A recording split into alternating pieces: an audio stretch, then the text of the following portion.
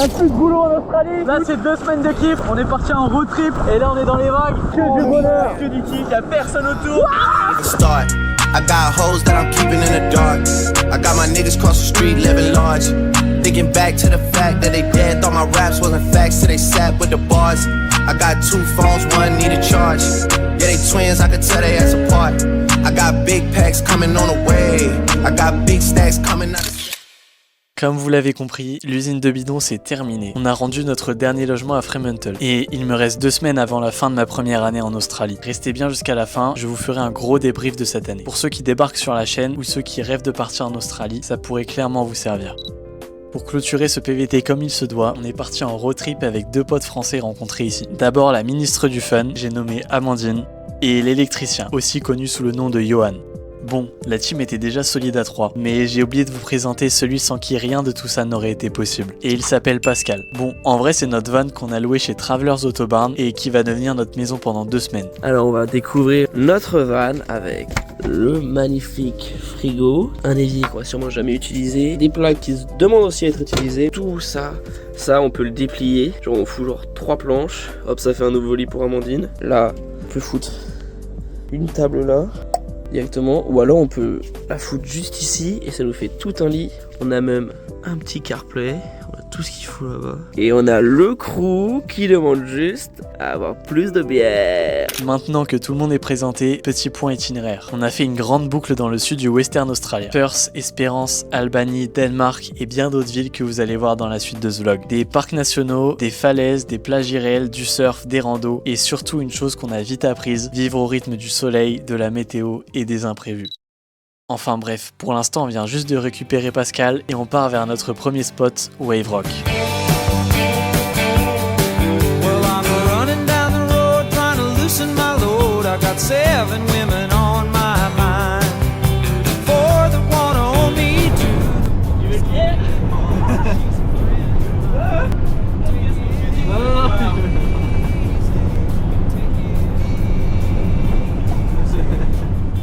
Première nuit dans Pascal à côté de Wave Rock, une énorme formation rocheuse en forme de vague. Voilà, clairement c'est pas le spot du siècle, mais entre Perth et Espérance, c'est à peu près le seul endroit correct pour dormir. Santé.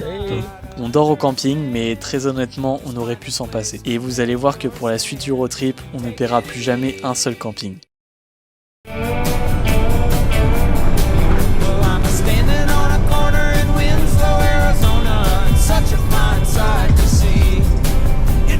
Bienvenue à Espérance. Après avoir utilisé un barbecue australien, direction Twilight Beach, ses rochers et son eau turquoise. On y a passé l'après-midi tranquille, puis le soir, on a trouvé un spot de free-camp pas loin du centre-ville. Qui conduit le mieux, qui conduit le moins bien. C'est vraiment sur une ligne droite. Ouais, c'est de la ligne droite, donc en soi.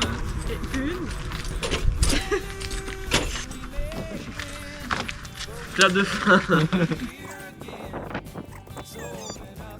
Tu l'as pas essayé? Ouais, allez, test. Ça serait trop drôle. Tu m'as ça dans ta vidéo, genre juste nous 2-3 comme ça, avec un rapport.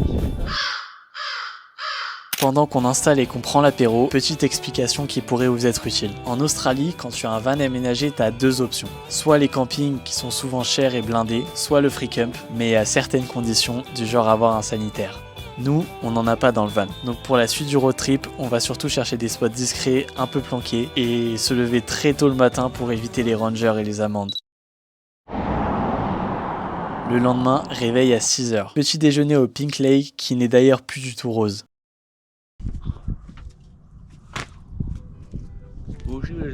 Ensuite, plein d'essence à côté des road trains parce que Pascal boit beaucoup trop, au point de faire le plein presque tous les jours. Direction le parc national Cap-le-Grand, 17 $ l'entrée par véhicule et on commence par le Frenchman Peak. Et je vous laisse deviner en commentaire pourquoi il porte ce nom.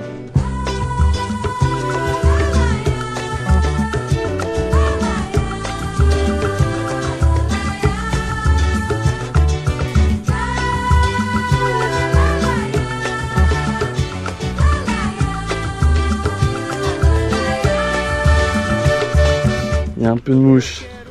Puis Lucky Bay, considéré comme l'une des plus belles plages d'Australie. Baignade, déjeuner et vue irréelle sur cette eau turquoise. Você sofrer quando tentar me esquecer. Não sei se vale a pena. L'après-midi, bronzette à Hellfire Bay, une autre plage du parc tout aussi incroyable. Et le soir, on s'est pris des bières à la brewery de Lucky Bay. Pra mim, eu nasci pra te amar. Petit spot du jour. Venez voir, Venez voir. Ça c'est du off-road. Ça c'est du off-road. Vous voyez? Le Traverse. Et on donne pas l'adresse. On donne pas l'adresse.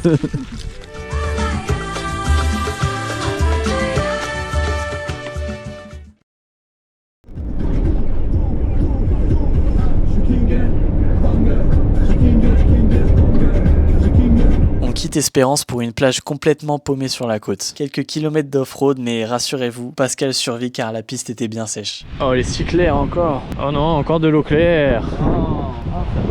Oh wow. Oh là là là là. Alors là.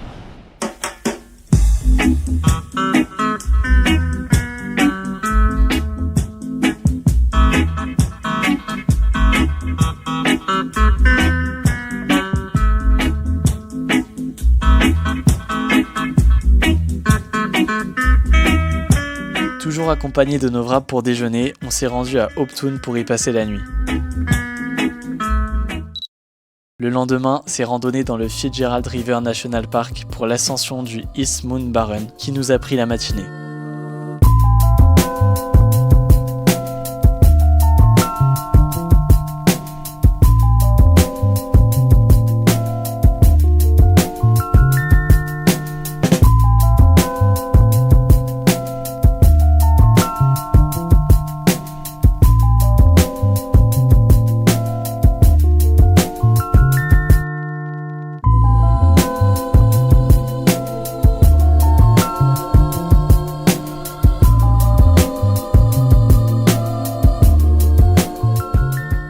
On a profité d'être dans ce parc pour encore une fois se baigner sur une plage rien que pour nous. Et regardez-moi la couleur de cette eau qui est si claire.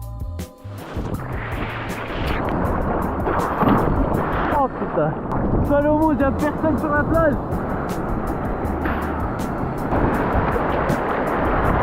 Salut, c'est Amandine. Moi, mes 2 semaines de road trip, ça se résume en bronzage. On va la marque du maillot tout l'hiver. C'est que du kiff. Amandine. Amandine. On a trouvé ta sœur. Ensuite, direction Betty's Beach. Enfin, c'est ce qu'on croyait. Parce qu'après avoir croisé des émus sur la route... Allez, on dégage. Hop là. Oh, elle va vite, c'est super vite. Alors, petit point sur la situation, Johan. Oui, notre van n'est pas off-road. Et non. Il est en chemin off-road. On a décidé de faire demi-tour. Sage décision, peut-être pas, on ne sait pas. On vous dira demain si on est mort. Et du coup, voici finalement dans l'endroit de la communauté. On est arrivé dans un lieu je pense qu'on va abandonné.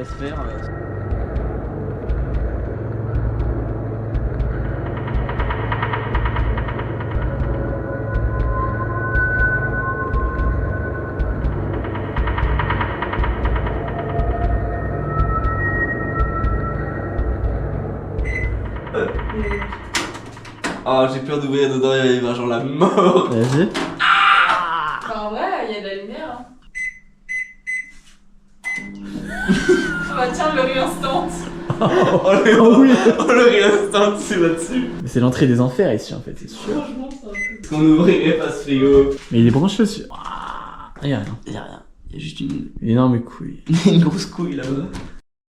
Le lendemain matin, on est vite parti, sain et sauf, vers le Stirling Range National Park pour gravir son sommet, le Bluff Knoll qui culmine à 1099 mètres. Une rando qui rêvait bien et une vue à couper le souffle au sommet.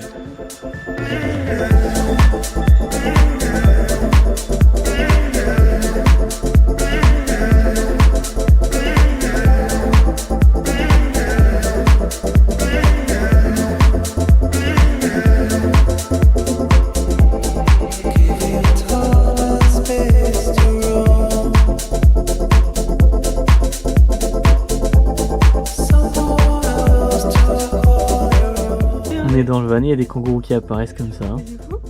Mais c'est incroyable. On enchaîne avec une autre randonnée, le Granite Skywalk, un sommet avec des formations rocheuses bien singulières.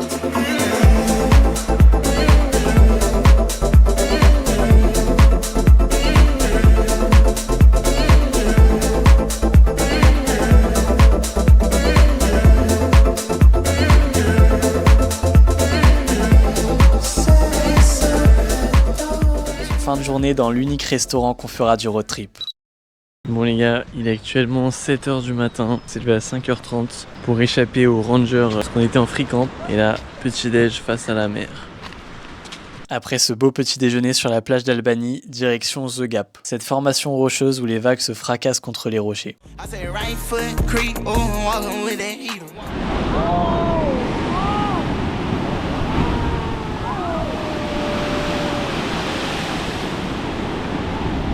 Et juste à côté, on s'est posé sur la Misery Beach.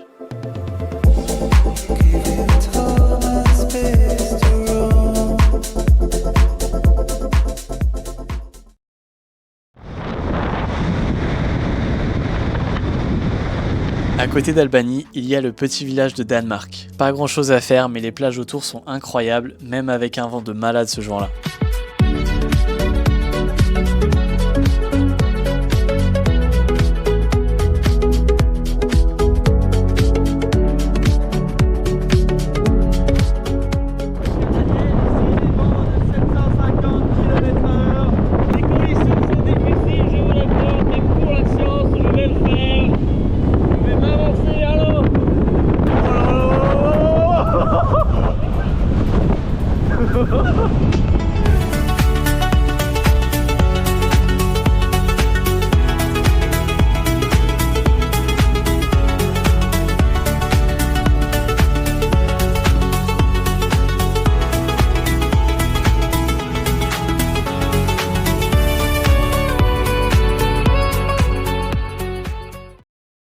En continuant la boucle, on s'arrête vers Manjimup pour la nuit, chez des potes en ferme. Puis, direction Margaret River. Première étape, Jewel Cave, une grotte remplie de stalactites et stalagmites.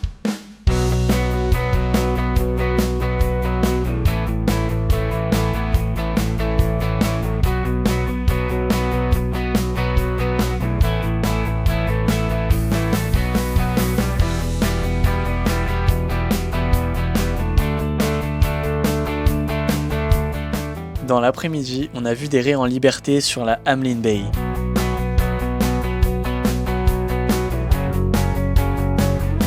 Et enfin, on est arrivé à Surfer Point où, comme à notre habitude, on s'est cuisiné un bon petit plat. Et c'est vraiment l'un des meilleurs spots pour les couchers de soleil à Margaret River.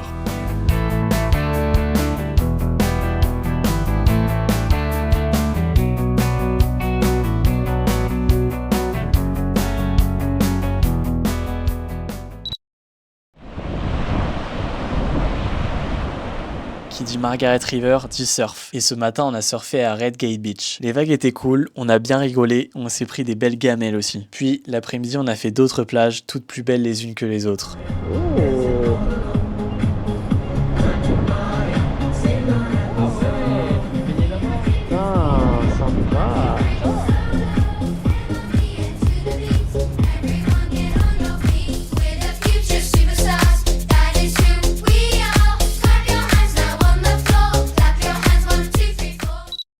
Margaret River est aussi connue pour son vin, du moins en Australie. On a visité le vignoble de Vas Félix, inspiré des cépages français les plus connus, avec une dégustation généreuse entre professionnels bien évidemment.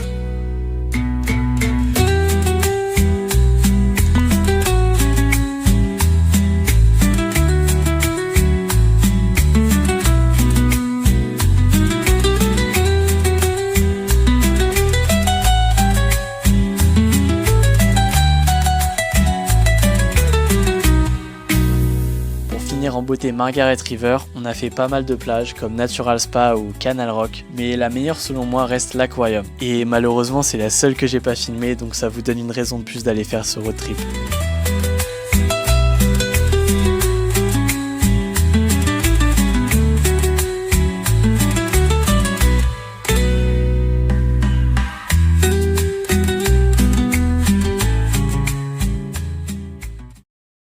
Le lendemain, on est allé à Dunsborough, pas uniquement pour pêcher, mais on en a profité. C'était surtout pour nous rapprocher de Busselton et du Cap Naturaliste. On y a d'ailleurs fait une petite randonnée dans l'espoir de voir des baleines.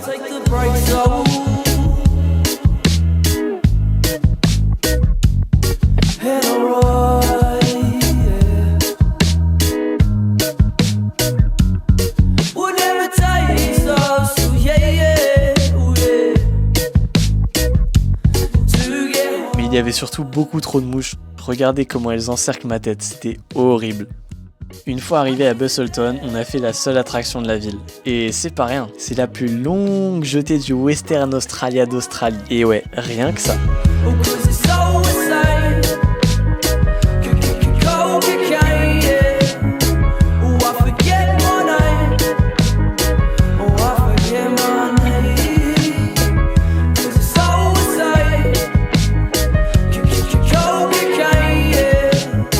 Bref, encore une journée au paradis avec de grosses problématiques pour la soirée. J'ai hésité entre soit j'ouvre les chips, soit j'ouvre la bière.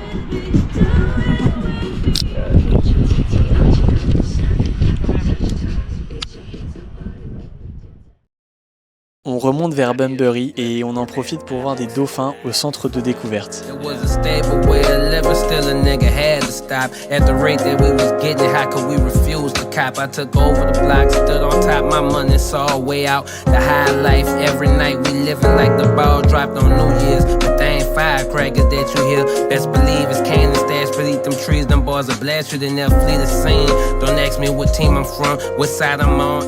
Puis une dernière plage et un dernier coucher de soleil avec des pizzas et du vin en gobelet.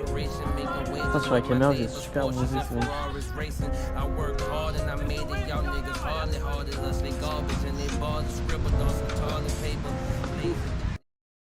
Et voilà, le road trip est déjà terminé. 2 semaines passées à une vitesse folle, toujours en mouvement, toujours occupé et tellement de souvenirs. Même en vivant H24 ensemble, zéro embrouille, que du kiff et du bonheur, donc grosse pensée à vous deux, Johan et Amandine. Concernant le sud du Western Australia, c'est vraiment à faire. Comme vous l'avez vu, il y a des spots incroyables, la route est très agréable et il y a plein de choses à voir. D'ailleurs, si vous avez des questions sur la location de van, les itinéraires ou l'organisation, j'y réponds avec grand plaisir en commentaire. Du coup les gars, il est temps de faire le bilan de cette première année à l'autre bout du monde. Côté taf, j'ai bossé 8 mois sur 12 et pas qu'un peu. J'ai bossé en usine, en restauration, en hôtellerie, bref j'ai touché à beaucoup de domaines. Et honnêtement j'ai toujours eu des collègues et des patrons très respectueux. En soi les tafs étaient pas trop durs, fallait juste être prêt à faire beaucoup d'heures, avoir des grosses semaines et même parfois bosser le week-end. Donc sur ces 8 mois j'ai gagné pas mal d'argent, mais j'ai aussi beaucoup dépensé, ce qui est dans les voyages, dans les sorties, dans mon périple en Asie, donc forcément ça chiffre. Résultat, mon objectif de rentrer en France avec 10 000 € d'épargne n'est pas validé. J'aurais pu travailler plus, c'est sûr, mais j'ai aussi voulu beaucoup profiter et je regrette rien de ce que j'ai vécu sur place. D'ailleurs, en parlant d'objectifs, en arrivant, je m'en étais fixé 5. Donc les 10 K d'épargne, j'ai pas réussi, mais le reste, premier objectif, 10 contenus par plateforme. Et ça, c'est validé, rien qu'avec la série sur l'Australie, je suis déjà à 11 épisodes. Et en vrai, je suis grave content d'avoir filmé tout ça et d'avoir gardé plein d'images. Deuxième objectif, surfer sur une vague pendant 30 secondes. Et ça, on l'a fait dans cet épisode à Margaret River. Donc c'est validé aussi. Troisième objectif, faire les 88 jours en ferme. Et ça, c'est fait. Bon, pas dans une ferme, mais en Syrie. Et en soi, c'était encore mieux. Et dernier objectif, c'était de travailler en mine. C'est un échec pour cette année, mais ce n'est que partie remise pour la deuxième. Côté découverte de l'Australie, j'ai surtout exploré autour de Perth et de Sydney. Et quand tu vois la taille du pays, tu réalises qu'il y a tellement d'autres choses à voir. Donc ça laisse des idées pour le futur. Les Australiens savent clairement mettre en valeur leur ville et leur nature. Et c'est un vrai plaisir à explorer. Gros avantage aussi, c'est la proximité avec l'Asie. Voyager depuis là-bas, c'est bien plus accessible qu'en France, en termes de distance et de coût forcément. Et j'en ai bien profité. Et les rencontres, tout simplement incroyables. Quand je repense à ma première semaine à Sydney, j'étais vraiment timide, ça se voyait même sur les caméras. Mais ici, faut pas avoir peur d'aller vers les gens. Et il faut se dire que tout le monde est dans le même bateau. Bon, évidemment, si tu bosses en campagne isolée, tu feras moins de rencontres que si tu restes dans les grandes villes et dans les hostels. Mais ça fait aussi partie de l'expérience et des choix que vous voulez faire. Enfin, un point super important pour le PVT, les gars, c'est le niveau d'anglais. Je sais que nous, les Français, c'est pas notre point fort, mais je vous jure que ici, ça peut littéralement changer toute votre aventure. Plus ton anglais est bon, plus tu parles avec des locaux, plus tu te débrouilles et du coup, plus tu crées d'opportunités. Et petit conseil pour ceux qui ont pas un bon niveau, juste fuyez les Français, les gars. Allez juste parler avec des internationaux. Au début, vous êtes dans l'inconfort, mais après, ça pourra que vous aider. Pour ma part, j'ai vraiment adoré l'expérience. En un an, j'ai vécu tellement de choses, j'ai fait tellement de rencontres, tellement de spots inoubliables, de moments dont je me souviens et je me souviendrai pendant longtemps. Et je suis très content et reconnaissant envers le moi-même d'il y a un an qui a pris cette décision de tout quitter, entre guillemets, et de partir à fond dans cette aventure. Et si c'est ton rêve de faire un voyage comme celui-là, pas forcément en Australie, aujourd'hui, t'as plein d'autres pays où tu peux faire un PVT en étant français. Juste renseigne-toi bien avant de partir parce que tout ce que tu anticipes, c'est du stress en moins loin sur place. Mais surtout, si t'as envie de le faire, fonce, tu verras que ça pourra que être bénéfique et t'en tireras forcément quelque chose de positif à la fin. Pour ma part, on se revoit sûrement d'ici quelques mois pour la 2e année. En vrai, j'ai hâte d'y retourner. Mais en attendant, un nouveau projet en France arrive sur cette chaîne, donc abonne-toi, mets un gros like et moi je te dis à très vite. Salut!